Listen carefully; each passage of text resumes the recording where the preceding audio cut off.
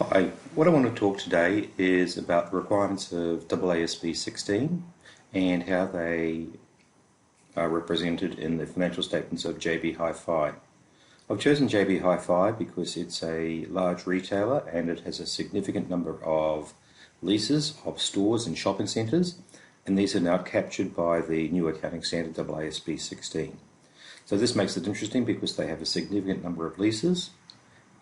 They are captured for the first time by AASB 16, and that lets you appreciate the impact of this change in accounting standards. If you look at the balance sheet, you can see that the change in the accounting standard has had a significant impact, and you can see that for the first time JB Hi-Fi is recognising right-of-use assets, and these are recognised to the extent of $642 million. If you look at the liability section of the balance sheet, you can see that we have both current and non-current liabilities for leases being recognised. These are over $700 million, and from this you can very quickly gain an appreciation that's had a significant impact on the balance sheet of JB Hi-Fi. It increased significantly their leverage, and so it needed to be recognised that this was a material financial statement impact.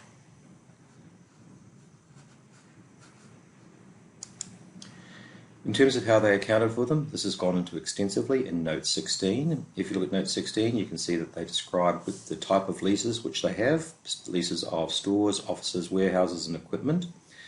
The lease equipment can't be used as security for borrowings because JB Hi-Fi doesn't have the title. And they also talk a little bit about extensions and how the lease payments are determined. Please note, in this case, the lease payments do include both fixed and variable terms, payment amounts. In subnote A, they provide you with a reconciliation of the leases held. You can see here that they show an opening carrying value of 0, and they show the impact of adoption, and the impact of adoption was to add initially $751 million worth of right-of-use assets onto the balance sheet. The overwhelming majority of these were properties, and that's probably not surprising if you think about their business model. Importantly, what you can also see here is that these right-of-use assets are accounted for in a manner quite consistently with AASB 16 property. AASB 116, sorry, property, and for these right-of-use assets we recognise a depreciation charge which is calculated in a manner consistent with AASB 116, and they're subject to impairment in terms of AASB 136. So it's very consistent accounting, nothing really surprising here. In terms of the lease liabilities, you can see that the adoption of the standard led to the recognition of $836 million worth of liabilities, and that was the significant impact. And you can see that this is accounted for on an historic cost basis or an effective interest method basis, and you can see that they recognise cash payments of $186 million and interest expense of $24.9 million.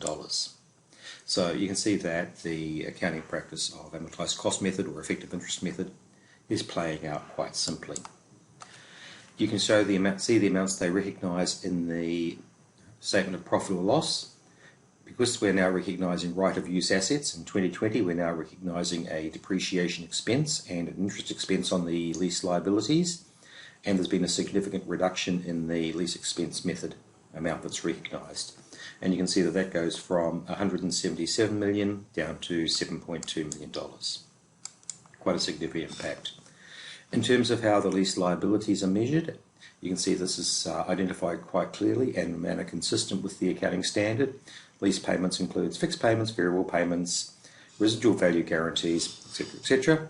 And right-of-use assets are recognised. You can see that the initial measurement of the lease liability and any additional direct costs and estimated restoration costs. So what we're picking up here is recognition of the leased asset, the right-of-use asset, on an historic cost basis and recognising the costs incurred to acquire the asset.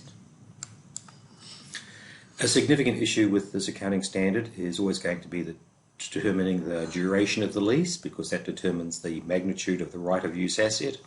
And what you can see here is that they talk quite extensively about how they deal with extension options. Why? Because that's quite a significant issue in terms of what the accounting looks like.